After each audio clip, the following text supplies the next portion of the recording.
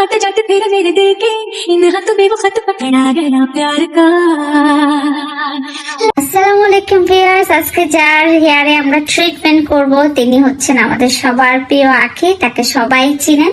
তার হেয়ার দেখতেই পাচ্ছেন যে অনেকটা ফ্রিজি হয়ে গিয়েছে, হেয়ারে সিল্কিনেসটা একদমই নেই, যেহেতু সে অনেক শুট করে, হেয়ারে অনেক স্টাইলিং করে। সো সে আজকে এসেছে আমার কাছে ন্যানোপ্লাস্টে হেয়ার ট্রিটমেন্ট নিতে। আমি অবশ্য ওকে বলেছিলাম তোমার হেয়ার তো ন্যাচারালি অনেকটা স্ট্রেট, তারপর সে চাচ্ছে আর একটু স্ট্রেট প্লাস হেয়ারটা যেন হেলদি হয়, ড্যামেজটা যেন ঠিক হয়।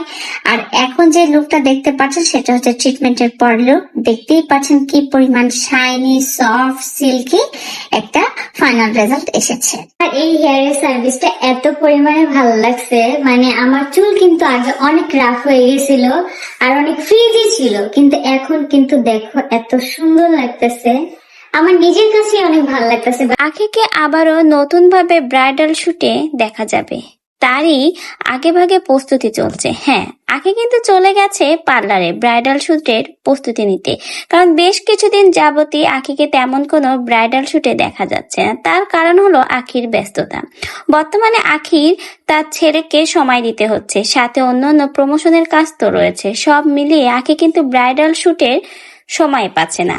আর এ নিয়ে সোশ্যাল মিডিয়াতে নানা ধরনের জল্পনা কল্পনা শুরু হয়ে গেছে। আখি নাকি তিশাকে দেখে ভয় পেয়ে ব্রাইডাল শুট করা ছেড়ে দিয়েছে, এমনকি তিশার কাছে হেরে যাবে এজন্য নাকি আখি ব্রাইডাল শুট করে না। অনেকে আবার বলছে তিশাকে ব্রাইডাল শুটে এত বেশি ভালো লাগে যে এখন কেউ আর নাকি ব্রাইডাল শুটে আখিকে নিতে চাচ্ছে না।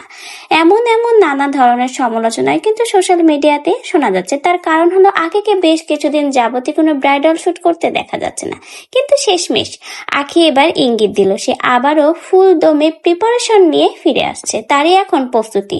পার্লারে যে আখি বিভিন্ন সার্ভিস নিচ্ছে, বিশেষ করে তার চুলের যত্নের সার্ভিস নিচ্ছে, কারণ সামনেই তার আসতে চলেছে অনেকগুলো ব্রাইডাল শুট।